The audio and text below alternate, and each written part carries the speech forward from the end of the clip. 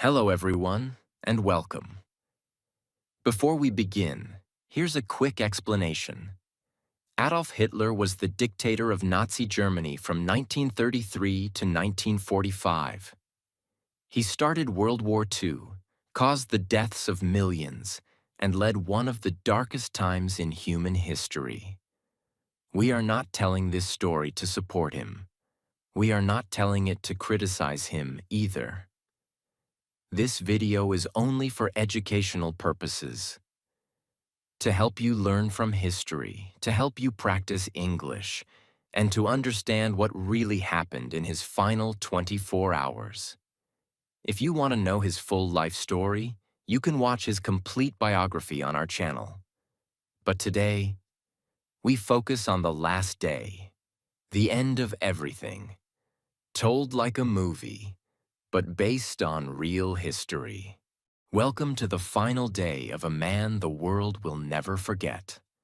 This is not a political video. This is not about supporting or attacking anyone. This is about a moment in time. The last 24 hours of Adolf Hitler. A man who once stood in front of millions, now stood alone in silence. A man who once commanded armies, now sat underground, waiting to die. And today, we will walk through those final hours. With you. We will enter the bunker. We will feel the walls shake from bombs above. We will see fear on the faces of those who followed him to the very end. And yes, this video is also perfect for English listening practice. We use real-life events, clear storytelling, and powerful vocabulary, so you can improve your English while witnessing one of the most intense days in history. Let's begin. Part 1. April 29th, 1945. The bunker, the bride, and the breaking point. It's deep into the night. The world above is on fire. But below ground, inside the cold concrete bunker beneath Berlin, time is slowing down. Adolf Hitler, age 56, is sitting alone. He knows the war is over. He knows the city above is being taken street by the Soviet army. He knows death is only hours away. And yet, at this moment, he makes a strange decision. He tells his assistant, "Prepare for a wedding. Tonight, I will marry Eva." Why now? Why, after 14 years of silence, did he choose this moment, at the end of the world, to finally marry her? Eva Braun had been with Hitler since she was 17. She had waited in the shadows, far from the public eye. She was never shown beside him in photos, never acknowledged as his partner in speeches. For 14 years, she waited, quietly, faithfully, away from the spotlight. She had tried to take her life twice, not because he hurt her, but because she felt invisible. But she stayed. She believed in him. And in his final days, she refused to leave the bunker, even when everyone else begged her to escape. And that's when he knew. This woman had followed him not for power, not for money, but out of blind, private loyalty. And now, with the city falling and the walls trembling, he said, "She deserves my name, even if only for a few more hours." This was not a romantic decision. It was not about love. It was about control, ritual, and finality. He wanted to end his life with everything arranged: a marriage, a will, a last speech, a planned death. It was the beginning of his goodbye. In a small room, dimly lit and silent, the wedding began. There were no flowers, no music, only the sound of pens scratching on paper and distant explosions above. Eva Braun wore a pale blue silk dress. Her face was calm, too calm. Everyone around her said the same thing. She smiled, like she had accepted everything. Hitler wore a simple black suit, no medals, no uniform. A civil officer stood before them and asked the traditional questions. "Do you take this woman?" He answered, "Yes." And just like that, after 14 years, they were married. The staff tried to celebrate. A small table was set. A bottle of champagne was opened. But no one drank. No one laughed. The air was too heavy. One officer later said, "It felt like a funeral, not a wedding."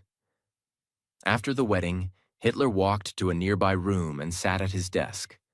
With a shaking hand and dead eyes, he began to dictate his final words. His political testament. His secretary, Traudl Junge, sat across from him and typed every sentence. He didn't say sorry. He didn't cry. He didn't admit failure. Instead, he blamed the Jews for the war. He blamed his own generals for betrayal. He claimed history would understand him, though he would not be alive to see it.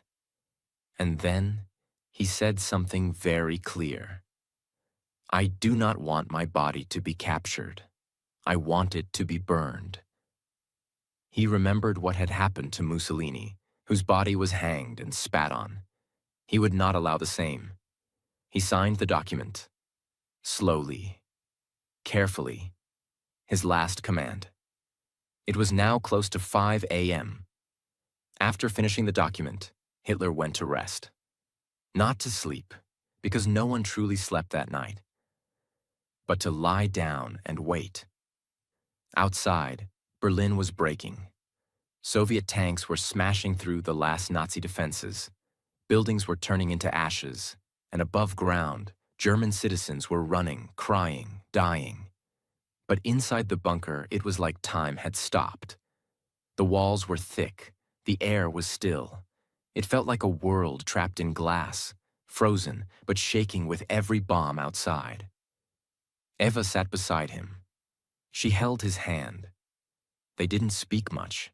They didn't need to. They both knew. This was their honeymoon and their funeral. Hitler's valet brought him a small breakfast, dry bread, a little honey, and a cup of tea. He didn't eat much. He looked thinner than ever. His face had aged 20 years in a month. His right hand trembled. His eyes were dull. His voice, when he spoke, was soft, almost whispering.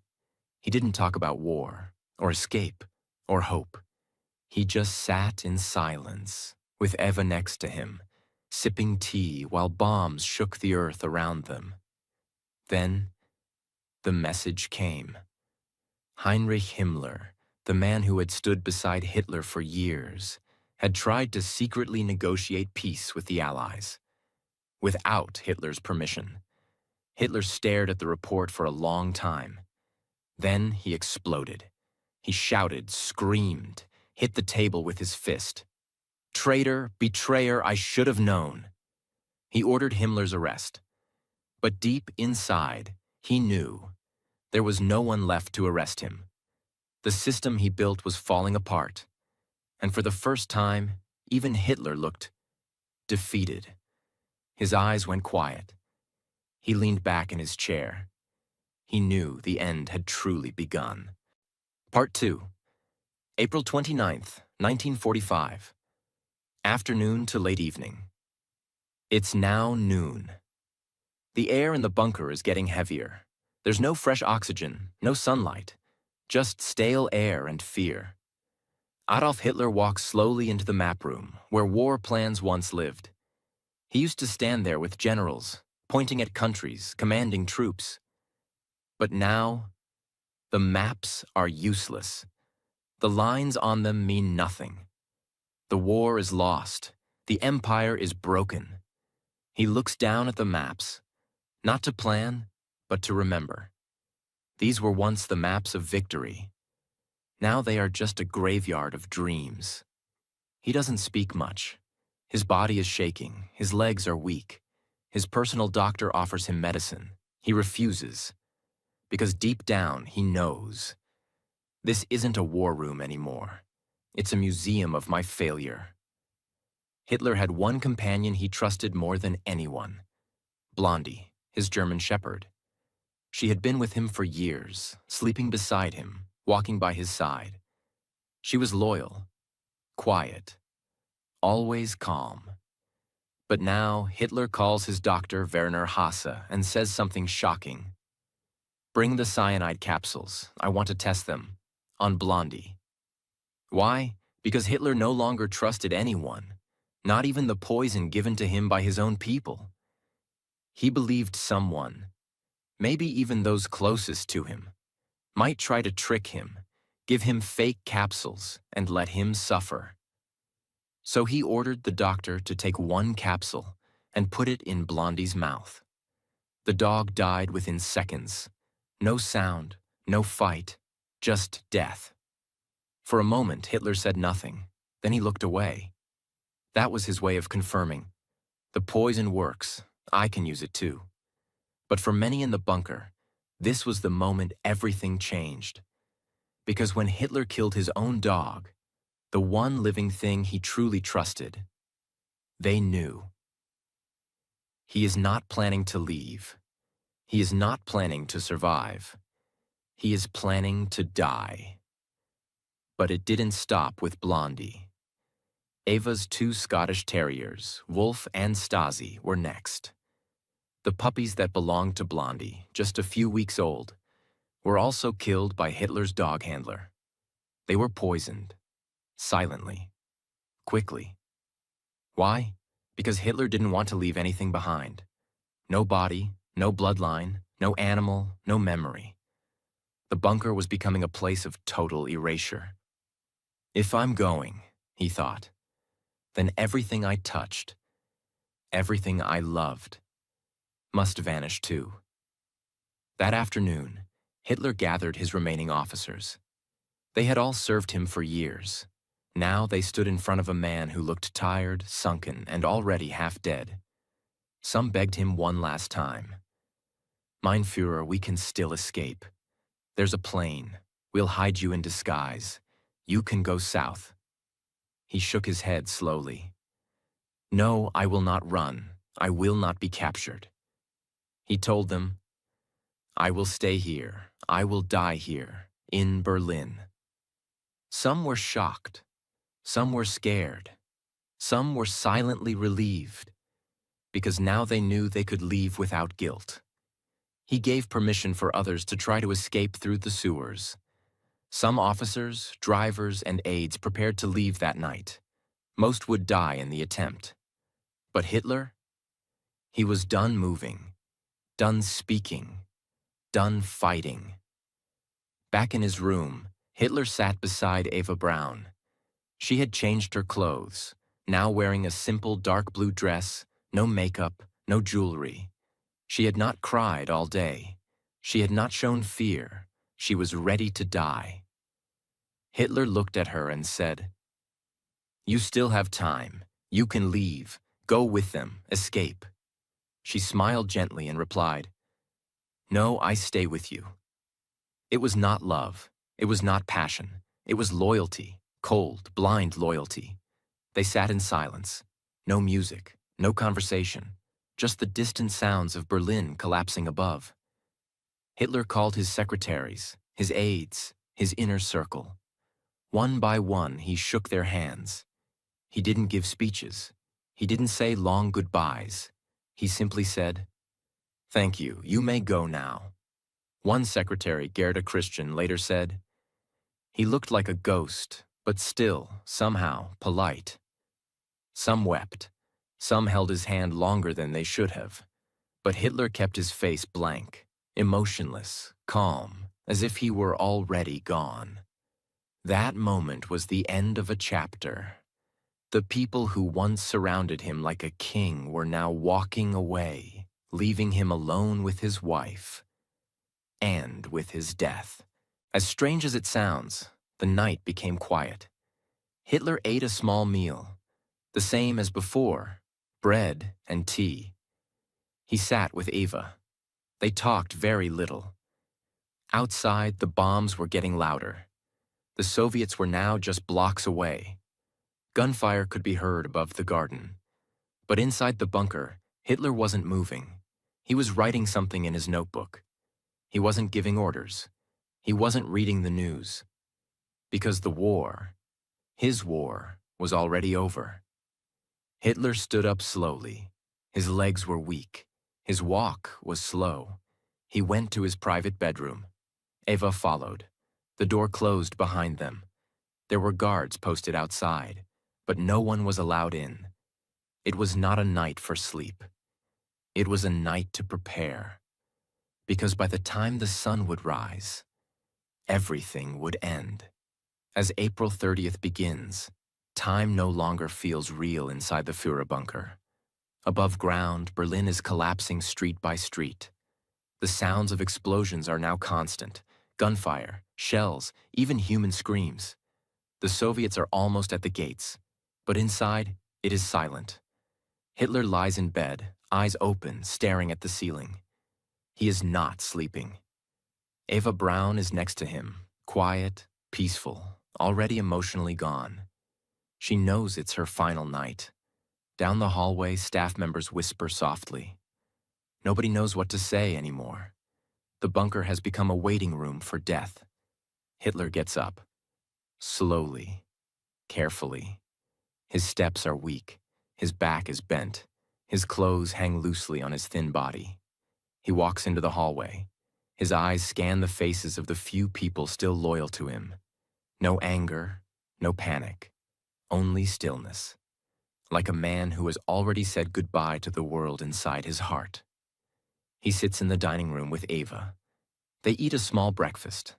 The same as always, dry bread and tea. Eva tries to smile. Hitler tries to stay calm, but everyone knows, this is not a meal. This is a ritual before execution, one they will perform themselves. Hitler calls in his aide, Otto Günsche, and gives him two very specific orders. 1. After he and Eva are dead, their bodies must be immediately carried outside and burned. 2. The burning must be done completely. No trace should remain. He reminds Otto of what happened to Mussolini. Hung upside down, spit on, mocked by the public. That will not happen to me, Hitler says. You must burn us, no matter what it takes. Otto nods. His face is pale. His hands are shaking, but he agrees, because disobeying was not an option. Even now, Hitler gets dressed, not in a uniform, not in a general's coat, but in a plain military jacket, buttoned all the way up, and dark trousers. Eva puts on a dark blue silk dress, her favorite. No jewelry, just soft perfume. She brushes her hair carefully, like a bride preparing for her final hour. Then Hitler walks into the hallway. One by one, he meets with his personal staff. He shakes each of their hands slowly and quietly. To some, he says a word. To others, just a nod. Thank you, he says to his secretary, Traudl Junge. You may leave now. You have served me well. Some start crying. Others freeze, unsure how to say goodbye. One officer, Rokas Mish, later remembered. He looked like a shadow, not a man. He was calm, but the calm of someone who has given up. The goodbyes continue, one by one. No ceremony, no tears from him, only silence. Hitler and Eva return to their private room. There, Eva sits on the sofa, calm, unafraid. She opens a small brass capsule, cyanide. She holds it in her hand and looks at him. They've talked about this many times. They will not let the Soviets capture them. They will die together, on their own terms. Hitler holds the same kind of capsule. But he also prepares his Walther pistol, the one he had used for years. He plans to take both the pill and the bullet, just to be sure. He calls in Otto Günsche and his valet Heinz Linge. He tells them, the time has come. You will wait outside. When it is over, open the door. Otto and Heinz nod. They walk to the hallway and stand in silence just a few feet from the door. Inside, Hitler and Eva sit together on the sofa. 3:30 p.m. The final act. No one sees exactly what happens inside that room, But witnesses standing outside hear only one sound, a single gunshot. Otto and Heinz rush in. What they find will become one of the most talked about scenes in modern history. Hitler is slumped on the sofa. His body is still. There is a small hole in his right temple. The blood has splattered across the floor and wall. Eva lies beside him. There are no wounds, only a faint smell of bitter almonds from the cyanide. They are both dead. The man who once commanded millions is now a lifeless figure in a quiet underground room. Just as ordered, Otto and Heinz begin the process. They wrap both bodies in thick gray blankets. They carry them upstairs, up the narrow staircase, through the tight hallway, and out into the garden behind the chancellery. It is still daylight. The ground is shaking from artillery fire. The Soviets are only blocks away. They place the bodies in a shallow crater near the bunker exit. Then they pour can after can of gasoline over them. Otto takes a match. He lights it, drops it. The flames rise. The bodies begin to burn. No music, no prayer, no soldiers, no flag, just fire, smoke, and silence. They salute the flames, then run back into the bunker as gunfire cracks overhead. Inside, the remaining staff gather. Otto reports, "The Führer is dead. His body has been burned." There is no celebration, no ceremony, just stunned faces, pale skin, and empty eyes. For a moment, nobody speaks. Then someone says, "It's over." And just like that, everything Hitler built, everything he controlled, everything he dreamed, was now ashes in a garden. Part 3. April 30th, 1945, 4 p.m. onward. Outside the bunker, in the garden above, the bodies of Hitler and Eva Braun are still burning. Black smoke rises. The flames are strong at first, but begin to weaken quickly. Why? Because the ground is soaked with rain and the supply of gasoline is limited. They pour more, light it again, but the bodies do not burn completely. Inside the bunker, people wait in silence. Nobody talks about the future. Nobody makes plans. They just sit, frozen in fear, knowing that any moment now, the Soviets could be at the door. Before his death, Hitler had signed his final political statement. In it, he named Admiral Karl Dönitz as the new leader of Germany. Not Himmler, not Goebbels. Dönitz is in northern Germany. When he receives the message, he's shocked and confused. Germany is falling. The war is over. The capital is lost. But now, he is the head of a dead empire. He immediately begins trying to negotiate peace with the Allies, hoping to surrender to the West, not to the Soviets. Inside the Führer bunker, something is different. The man who controlled everything is gone. There are no more orders, no more leadership, no more future. For the people still there, secretaries, cooks, aides, soldiers, the reality begins to hit. We are not part of a government anymore. We are part of a grave. Some people start packing small bags. They grab warm coats, food, water, and maps. They know they need to escape. They know the Soviets are closing in. They know capture might mean torture or death. But there's one problem. There is no clear way out. Now that Hitler is dead, Joseph Goebbels, the Minister of Propaganda, becomes the most senior Nazi official inside the bunker. He is not surprised. He was there when Hitler said goodbye. But Goebbels has no plans to run, no plans to surrender. He calls his wife, Magda, and says, "We will not leave. We will not live in a world without him." Together, they make a terrifying decision. They will die here, and they will kill their 6 children with them. Their decision shocks even the remaining staff. But nobody dares to argue.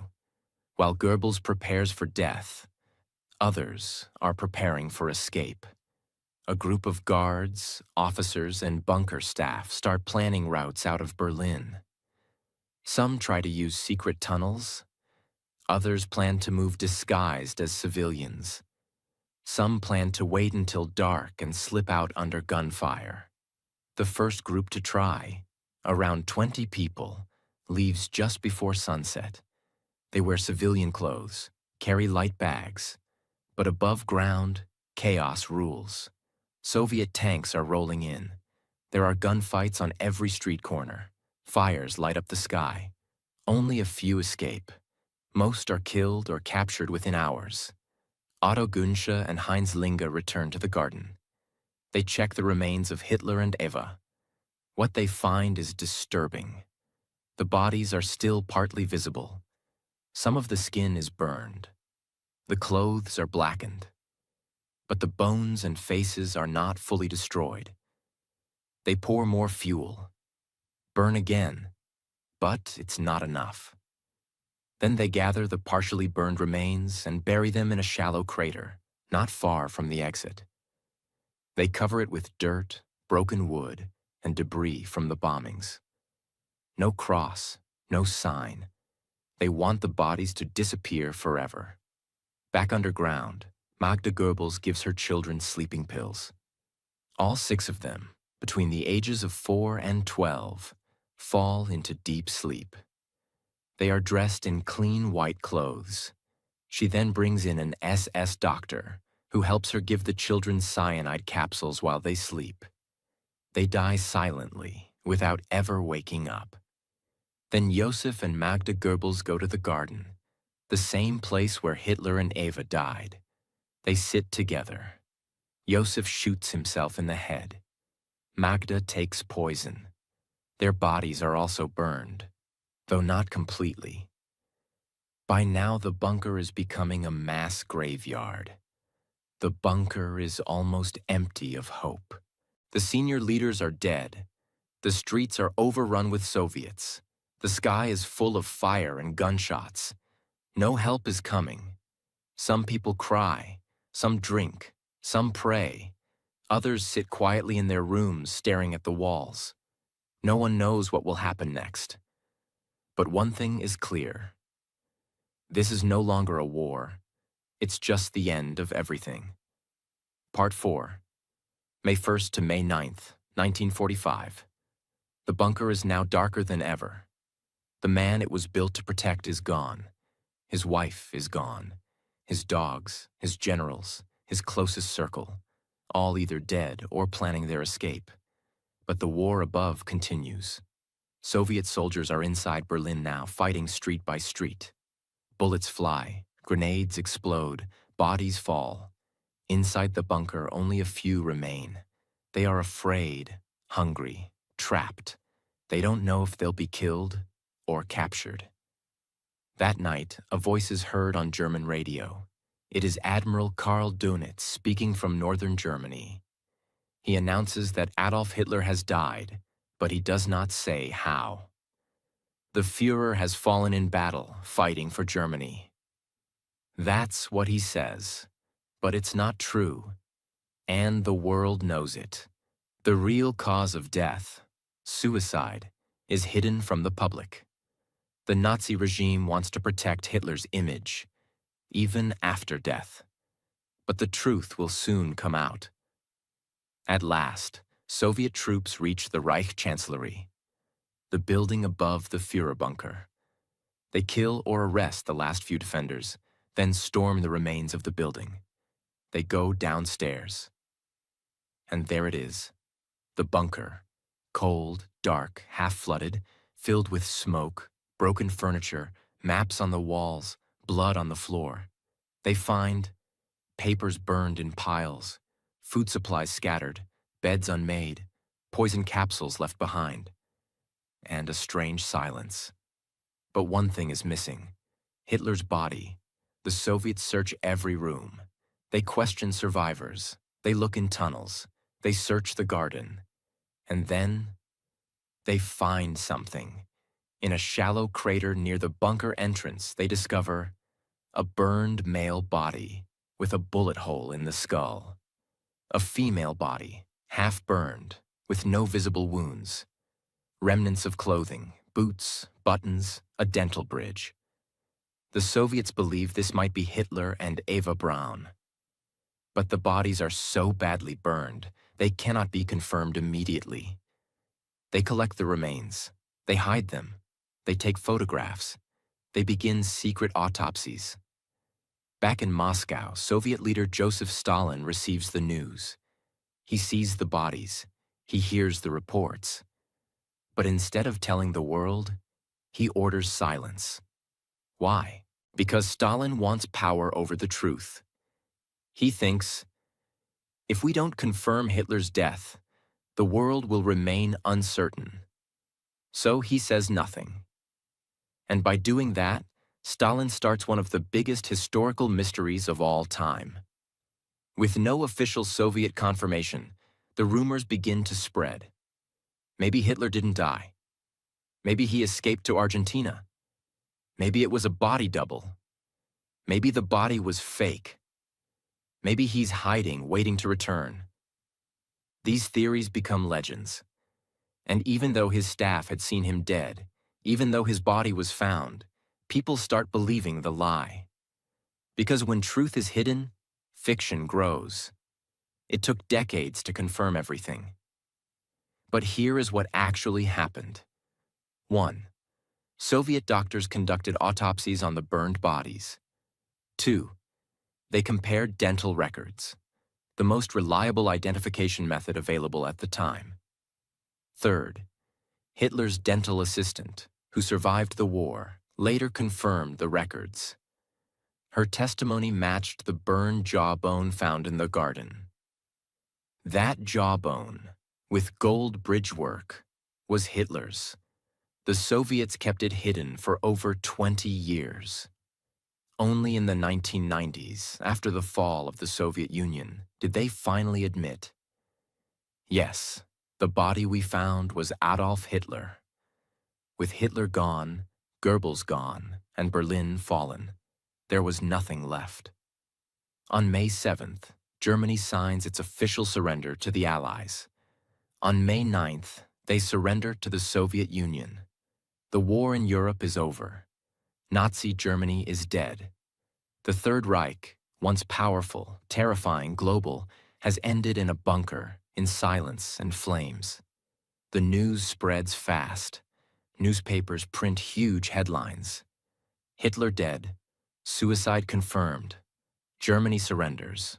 War in Europe ends. Some people celebrate in the streets. Some cry in private. Some don't believe it at all. Because how could a man who started so much horror end his life in a quiet room with a pill and a gun? It felt empty. It felt too easy. But that's the truth. He didn't die in battle. He didn't face justice. He didn't beg for mercy. He died by his own hand, underground, surrounded by fear, failure, and fire. The Soviets destroyed most of it. They blew up the entrance, covered the ruins with concrete, and tried to erase it from history. For decades, the location was kept secret. Today, the site is just a simple parking lot in Berlin. No signs, no memorials, no statue. Because Germany chose to never glorify the place where evil ended. And that is powerful. And this was the true historical story of the last 24 hours of Adolf Hitler. Told not to praise, not to support, and not to attack, but to learn, understand, and remember. What we learn from this story, no matter how powerful someone becomes, if they lead through fear and hate, they will always fall, in silence and shame. History is not just about facts.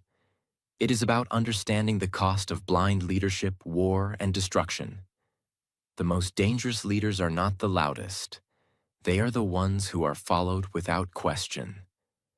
And finally, If we do not learn from the past, we risk making the same mistakes in the future.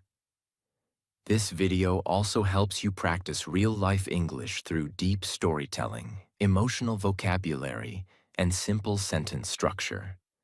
So if you are learning English, you are not just watching history. You are improving your listening, understanding, and speaking.